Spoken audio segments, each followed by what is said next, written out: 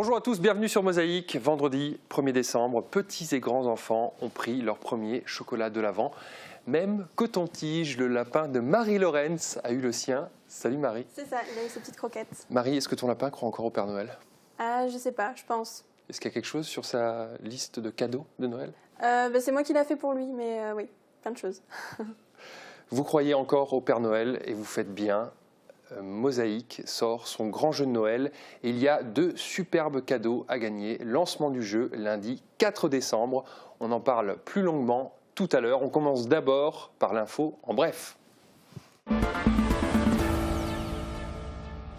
Patrick Weiten, président du conseil départemental de la Moselle, rencontre aujourd'hui les acteurs du territoire de Sarreguemines. Ce matin, il s'est rendu à Wölflin pour la restructuration de la mairie et à Rémelfin pour la requalification du centre du village. Il poursuit sa visite cet après-midi à l'Institut Sainte-Chrétienne de Sarreguemines pour l'augmentation de sa contribution au fonctionnement des collèges privés et à la MAM de Großbliederstroff pour la promotion des nouveaux modes de garde de la petite enfance. Malgré les inquiétudes de Sarralbe concernant les inondations, le Conseil communautaire a voté à l'unanimité le chapitre GEMAPI, Gestion des milieux aquatiques et prévention des inondations. Cela devient une compétence de la CASC au 1er janvier 2018. Une taxe sera instituée et perçue par la CASC à compter de 2018. Elle représentera au total 66 000 €. Il s'agit d'une taxe et non d'une redevance. Elle ne variera donc pas en fonction de la situation géographique. Le conseil communautaire était aussi l'occasion d'évoquer le bilan de la SEML, Sarreguemines Confluence. La société d'économie mixte locale permet à la CASC un portage financier pour la construction de bâtiments qui sont ensuite remboursés sous forme de loyer. Ça a été le cas pour Continental et ZF. Cela le sera aussi pour le futur bâtiment de médecine nucléaire de l'hôpital Robert Pax. L'excédent actuel de la SEML est de 164 000 €, ce qui permet un fonctionnement confortable. Les travaux de restructuration du pont de la Sarre devraient démarrer à l'été 2018 pour une durée d'1 an. Depuis 2015, le pont qui relie Sarralbe à Salzbronn est interdit aux plus de 3,5 tonnes et nécessite une circulation alternée. Il s'agit d'un projet architectural épuré avec la conservation des piles du pont actuel. Une passerelle piétonne et cyclable sera posée au début des travaux du côté de l'église. La nouvelle structure sera opérationnelle en 2019. Vieillir en restant jeune, c'est la devise d'Europage Sarre-Lorlux, une association de seniors à Sarrebruck. Sa vocation est de contribuer à une meilleure entente entre les générations. Wolfgang Brücker est intervenu au lycée Henri Nominé sur le thème « Wie wird Strom erzeugt ?» Il a évoqué le fonctionnement des centrales électriques et la différence des politiques françaises et allemandes sur l'énergie. Il neige, vous l'avez remarqué, et si vous avez fait des photos des premiers flocons, n'hésitez pas à nous les envoyer. Pour demain, on laisse Sandrine Serbino nous dire quel temps il fera. Avec le Crédit Mutuel, partenaire des grands événements sportifs.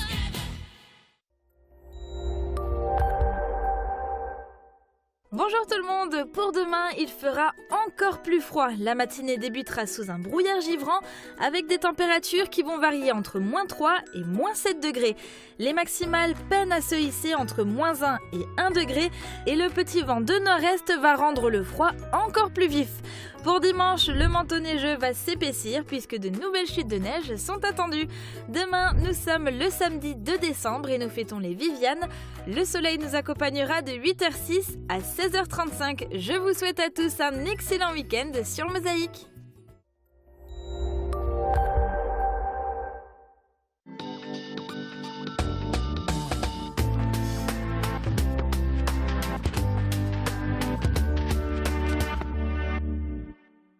Il y a une pénurie de soignants en Sarre et donc potentiellement des emplois à pourvoir pour les étudiants infirmiers français, pourvu qu'ils puissent parler allemand, pourvu aussi qu'ils soient familiarisés avec les pratiques chez nos voisins.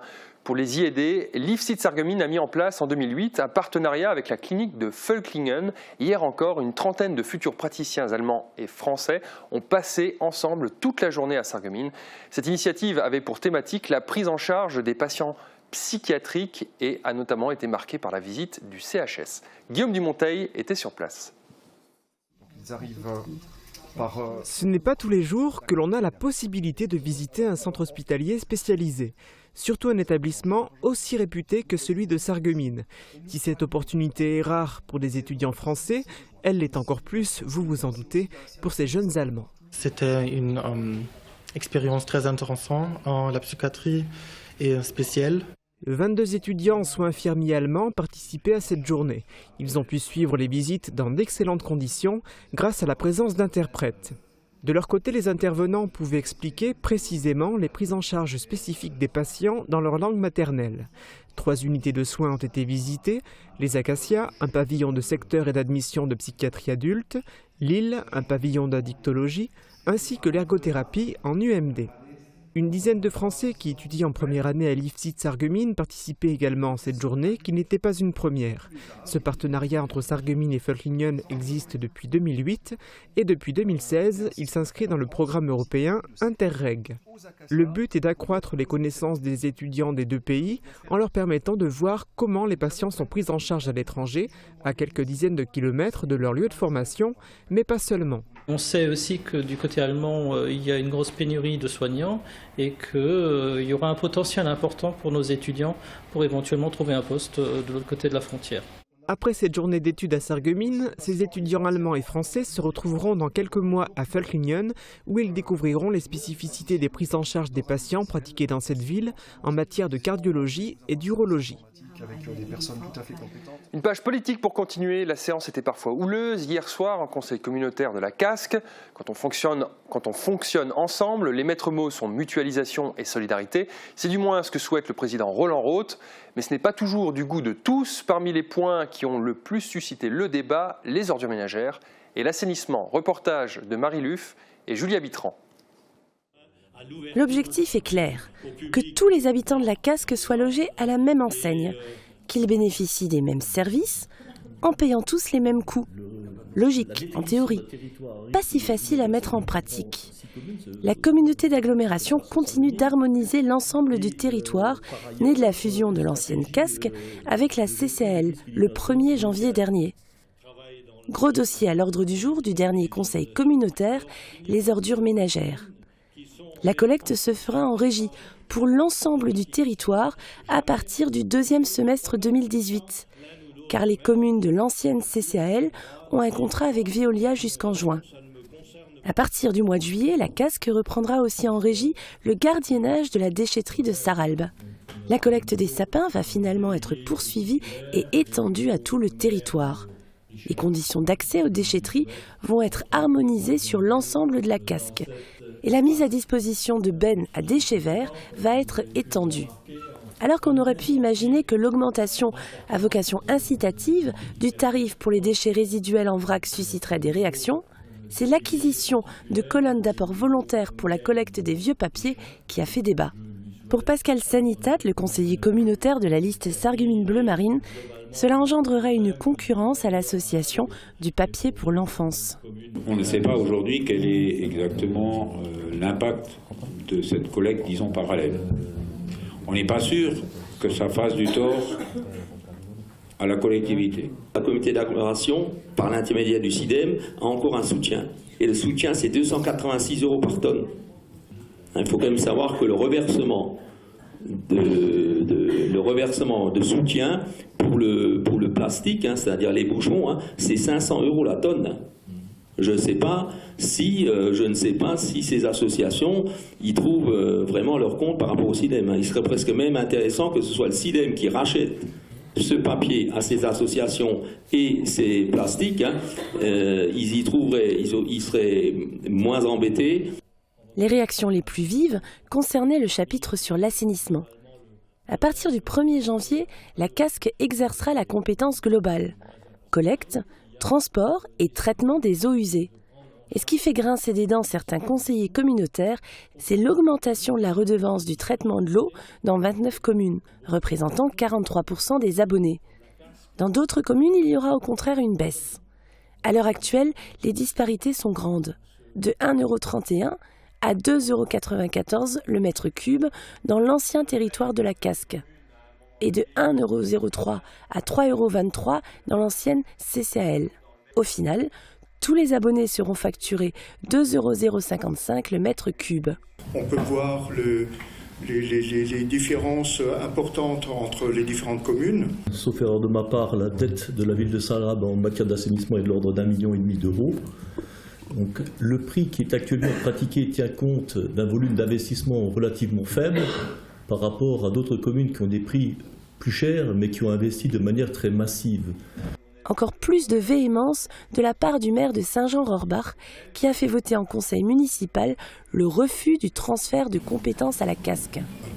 Le maire, donc moi-même, avait voté contre la décision de ce transfert global de l'assainissement, notamment quant à l'augmentation très importante de la redevance d'assainissement finale atteinte. Vous parliez de dotation de solidarité versée par la casque. Eh bien, vous savez, la dotation de solidarité est utilisable à tout niveau. Donc si vous avez le sentiment qu'il faut utiliser cette dotation de solidarité pour réduire l'impact de votre fiscalité auprès de vos contribuables, eh bien faites-le.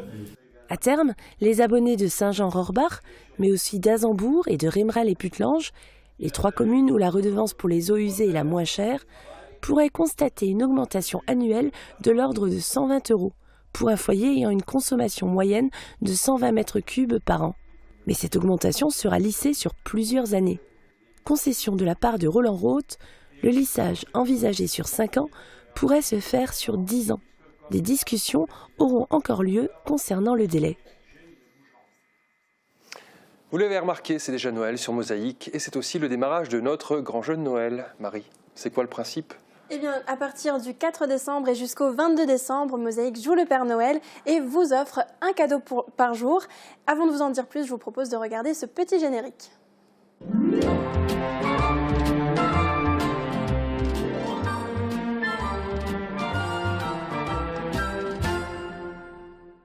Super générique de Sandrine. Exactement. Et il y a près de 3 000 € de cadeaux offerts par nos nombreux partenaires. Pour jouer, c'est très simple. Il suffit de se rendre sur notre page Facebook, de liker la page de Mosaïque et de partager la publication. Le premier cadeau sera en jeu ce week-end et le gagnant sera tiré au sort lundi. On le dévoilera d'ailleurs dans notre émission. Est-ce qu'on connaît le contenu des lots ? Ah non, alors ça reste une surprise. Par contre, on offre un cadeau bonus par semaine. Et là, on connaît le lot. Pour le découvrir, ça se passe lundi sur notre page Facebook. Et la particularité de ce cadeau bonus, c'est qu'on n'a pas un jour, mais une semaine pour jouer. Donc ce week-end, on reste connecté pour ne rien rater. Merci Marie, on se retrouve pour la question Facebook. C'est juste après la page de pub.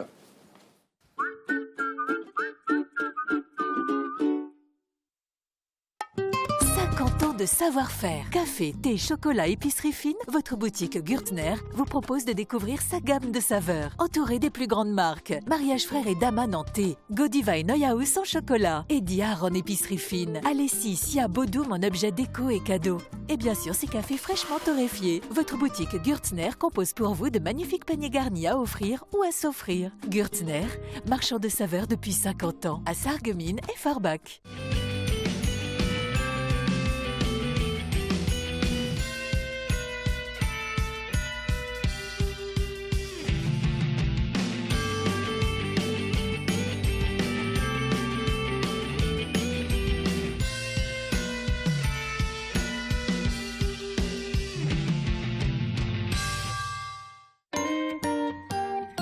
À la tradition de mon grand-père, Élodie et David sont heureux de vous faire découvrir leur grande gamme de pains bio, le vin naturel ainsi que leur viennoiserie maison.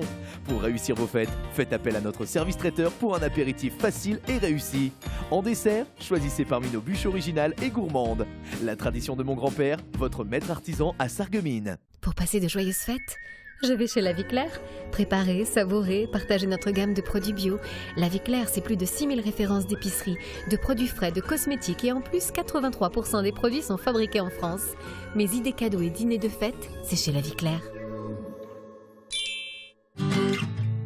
La Vie Claire. Jusqu'au 24 décembre, Sarreguemines fête Noël. Dans une ambiance féerique, le marché de Noël investit le centre-ville avec plus de 40 chalets. Vivez la magie de Noël grâce aux différentes animations comme la nouvelle maison du Père Noël, la patinoire plein air, le spectacle de marionnettes Cendrillon, Noël au musée et les nombreuses autres festivités proposées par la ville de Sarreguemines et les commerçants les mercredis et les week-ends. Programme complet sur www.sarreguemines.fr. Quel cadeau le Père Noël va-t-il mettre sous le sapin de vos proches? Chez Pro et compagnie, vous conciliez cadeau utile et cadeau qui fait plaisir. Et le choix est vaste. TV, photos, vidéo, informatique, petits et gros électroménagers. L'équipe Pro et compagnie à Sarreguemines vous souhaite un merveilleux Noël. Manipulation de vos aides auditives.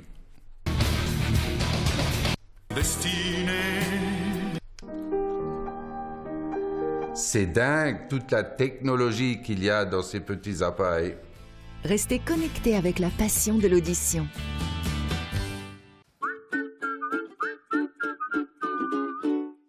L'info du jour, vous l'avez peut-être manqué, coton-tige, le lapin de Marie-Laurence a son propre calendrier de l'Avent. Et si je vous dis ça, c'est parce qu'il y a un rapport avec la question Facebook du jour.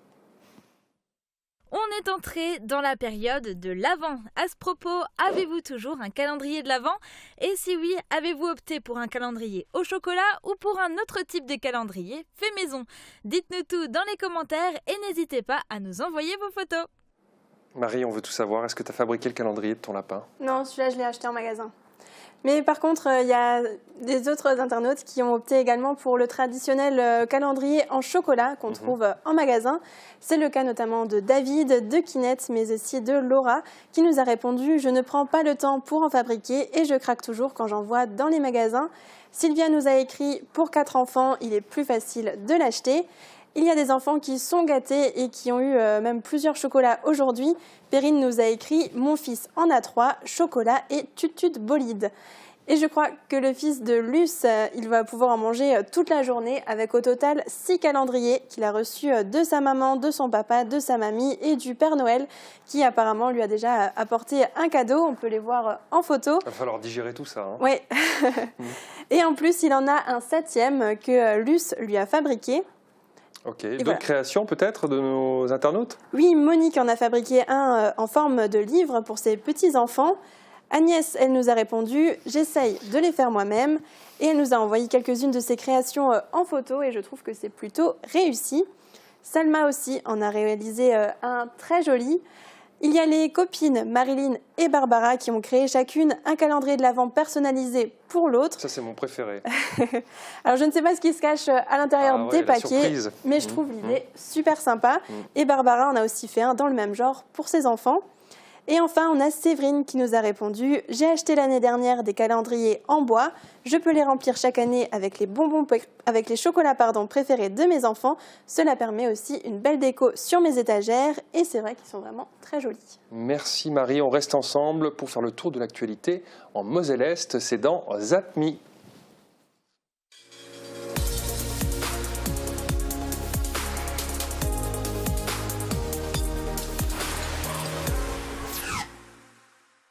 La plainte pour harcèlement et agression sexuelle contre le député Christophe Arendt, classée sans suite.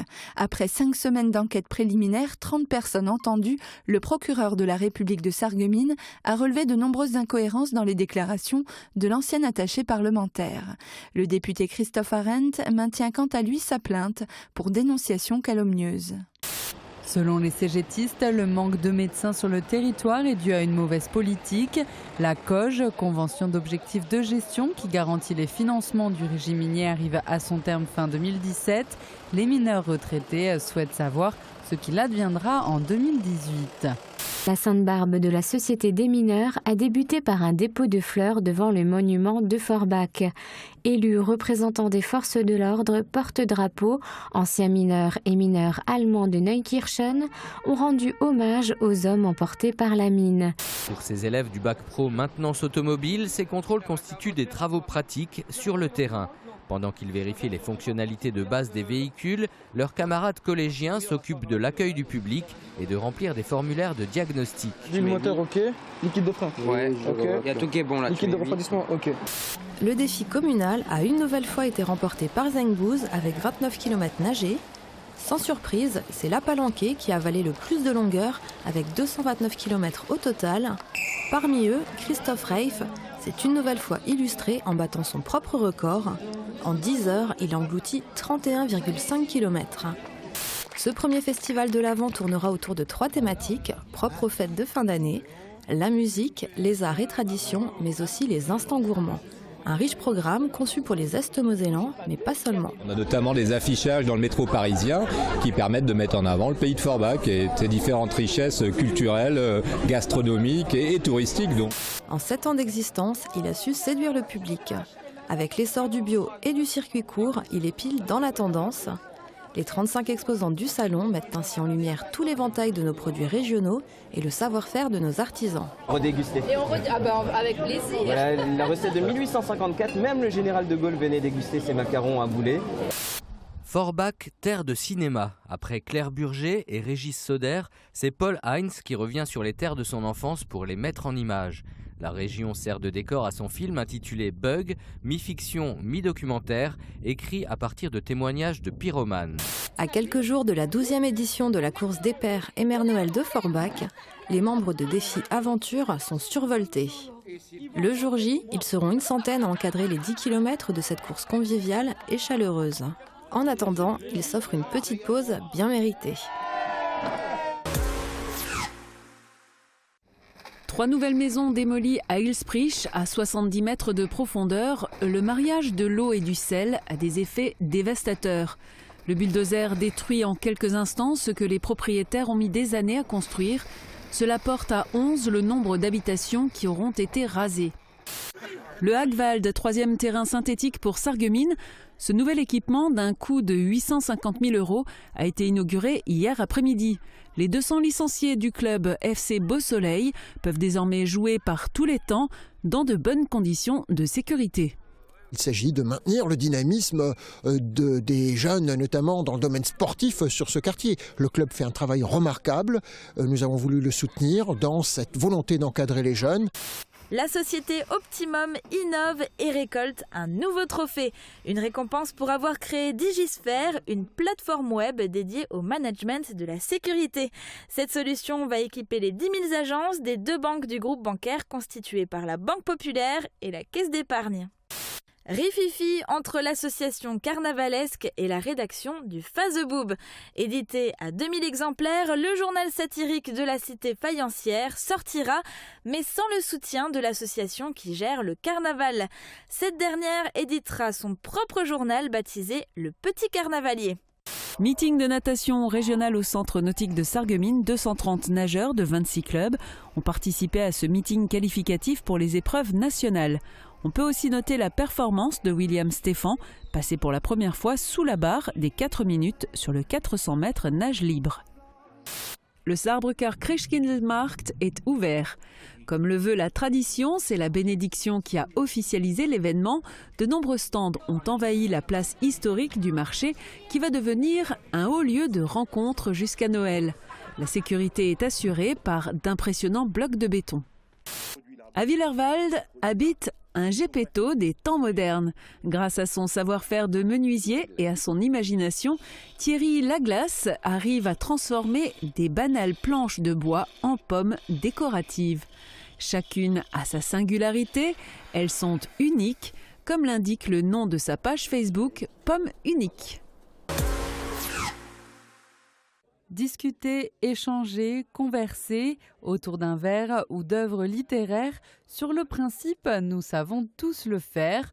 Encore faut-il parler la même langue, promouvoir le bilinguisme et développer l'apprentissage des langues, en particulier la langue allemande.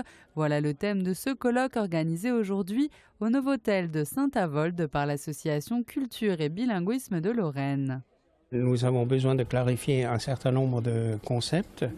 Le concept justement de langue régionale pour sortir de certaines confusions, mais également pour nous interroger sur la manière de pouvoir faire accéder un maximum de personnes à ce bilinguisme français-allemand.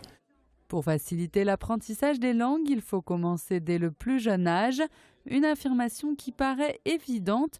Pourtant, avec les années, les jeunes générations se désintéressent des langues étrangères, mais surtout des langues régionales. Alors il faudra indiscutablement aller les chercher, ça c'est clair. Et c'est en fait la mission que nous nous donnons. Il faudra aller les chercher parce qu'il y a une régression régulière de l'intérêt pour les classes euro-allemand par exemple. Et donc nous voulons inverser cette tendance.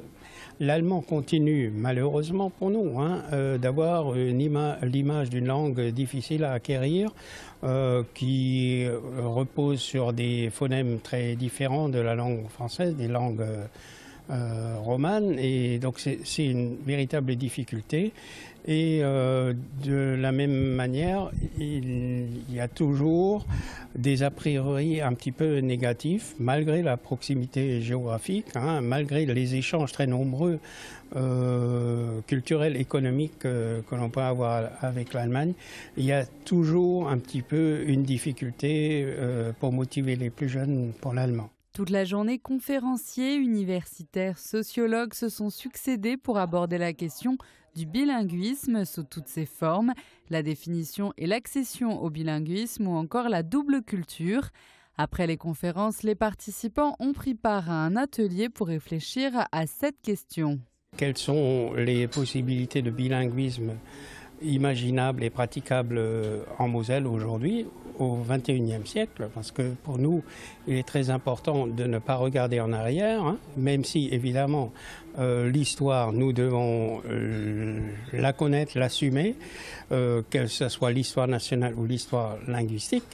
Mais nous considérons évidemment que c'est l'avenir de nos enfants et petits-enfants qui est en jeu et qu'il est essentiel pour eux, dans une région frontalière ouverte sur l'Europe, qu'il est très important pour eux de maîtriser la langue allemande. La langue allemande, mais pas uniquement. Parler de langue dès le plus jeune âge permettrait par la suite d'apprendre de nouvelles langues plus facilement. Éduquer des enfants bilingues pour en faire des adultes multilingues, une idée à creuser.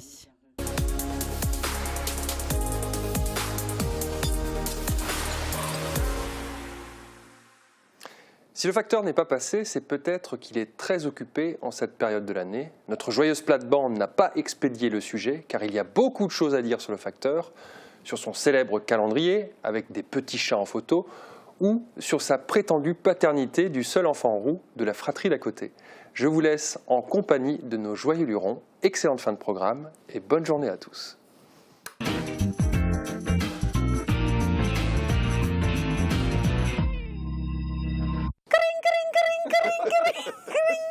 Also, heute reden wir mal über den Briefbutt, wie es Marianne gesagt hat. Bei uns hat man nur den Butt. Ne?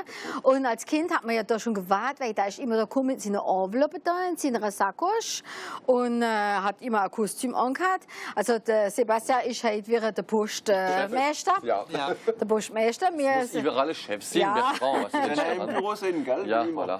Also, Martin, du weißt noch, wie... Der Receveur de la Poste, der Postmeister. Du weißt, dass die früher noch mit einem Kostüm gekommen sind, so wie der Sebastian mit der Krawatte und alles, gell? Ja, die haben ein Kostüm gehabt. Die waren rangiert, der Briefbund war rangiert. Ja. Und da hat es kein Velo. Das heißt, dass sie wurscht sind.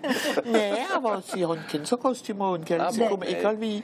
Und früher haben die auch noch das Geld gebraucht, so der alte Lied immer haben. Pension, das war ein wichtiger Posten, weil dem waren sie ausgesehen wie so Bankier. Und sie sind immer mit dem Auto gekommen, weil die haben ja alles getragen, die Post und die Päckler auch, heute ist so getrennt. Sie sind als mit dem Velo gekommen. Jetzt kommen sie als mit dem Velo, du, mit dem Velo. Da ist einer mit dem Velo und kommt Geld, so eine Blondine und ein Brief. Susanne macht auf. Hat er geklingelt, gell, und hat gesagt, da, schau mal da, ein Brief aus Amerika, gell, der kommt direkt mit dem Flieger. Dann sagt die Blondine, sie ist nicht wahr, ich habe nicht gesehen angekommen, ihr seid mit dem Velo gekommen. Dann sind wir Radl da. Also es ist ja jetzt bald Weihnachten und du hast da einen Geburtstag, Sophia, also es ist Dezember. Sozusagen, wem ist 255 Jahre alt? Wem ist 255 Jahre alt. Mini Nee. Uroma. Doch, der Almanach von der Faktor. Sozusagen am Anfang war es ein einfacher Kalender. Und peu à peu, seit jetzt 170 Jahren, ist es ein richtiger Almanach. Ich will so fast eine kleine Enzyklopädie, wo alles drin steht, wo die Sonne, die Mond auf und ab geht. Richtig, so der Plan von Sagemin, von Vorbach und überall. Ja. Und das ist wirklich interessant. Und eine Firma hat sich da drin spezialisiert, das ist die Firma Ouverture. Ouverture, wenn da unten da steht da unten, Ouverture, das war so ein Spezialist von der Almanach. Gut, leider Gottes gibt es die Firma nicht mehr, oder die Großfirma, eine kleine Branche, wo der Kalender immer noch macht. Und eins muss ich euch noch erzählen, die Post will da nichts mit zu tun haben. Das sind nur die Faktoren, wo das verkaufen, für ein bisschen so Weihnachtsgeld zu kriegen. Das ist Etrenn, wie man so schön noch von sehen. Das ist Weihnachtsgeld, der 13. Monat vom Boot. Richtig. Also, liebe Zuschauer, seid generös mit dem Pompier und mit dem Boot Ende Jahr, wenn sie kommen mit dem Kalender. Mit Briefput. Mit Briefput. Ich hole ja immer so kleine Katzen, wie die schön. Die hat immer die Luftkatzen, die Ja, da gibt es so schöne Ja. Bilder, Ferienbilder. Du hast doch noch andere Almanach, Die Bertrand. Kalender sind ja viel älter. Oh. Also schon, 15. Jahrhundert hat es angefangen mit, sobald aus 14. 16. Jahrhundert sind da die ersten Kalender gekommen. Und der Nostradamus zum Beispiel ist einer von den ersten, wo Almanach geschrieben hat. Und im Almanach früher war, was für Wetter es kommt, was passiert, was für Planet das durchgeht. Und die haben sich noch immer vermehrt. Ja, das macht mich daran erinnern, au Bateau de Strasbourg. Genau, wo der linke so, Boot. Richtig, richtig. Wo das so für die Paysans, für die Bauern, immer so. Ja. Das Martin hatte noch einen Witz. Ah, bon. Dus einer heimkommt abends und dann sagt der Junge zum Papa, hätte ich die Mama bald gestorben? Oh je, wieso ist sie bald gestorben? Ah ja, die hat am Boden gelegen. Und dann hat sie gerufen, oh Gott, ich komm. Ja, und ja, zum Glück war der Briefput da, gell? Da hat er einen guten Busch gemacht. Ja, das ist ja immer so der Ruf vom Boot, gell? Ja. Wenn man in einer Familie nur dunkelhaarige hat und ein blondes dabei oder umgekehrt, hat es immer geheißen, das war der Briefput. Das war der Briefput. Ja, voilà. Hat eine gute Reputation gehabt. Hat eine gute Reputation gehabt. Ja, da ist ja auch gekommen, wenn die Männer geschafft haben. Ne? Das hat man davon. Ja. So, also, wir haben jetzt noch ein paar Sendungen bis Ende Jahr. Wir müssen es uns jetzt noch ausdifteln und aussuchen, was wir gehen machen. Wir haben uns gefreut und bis der nächsten Sendung. Es hat eine Überraschung.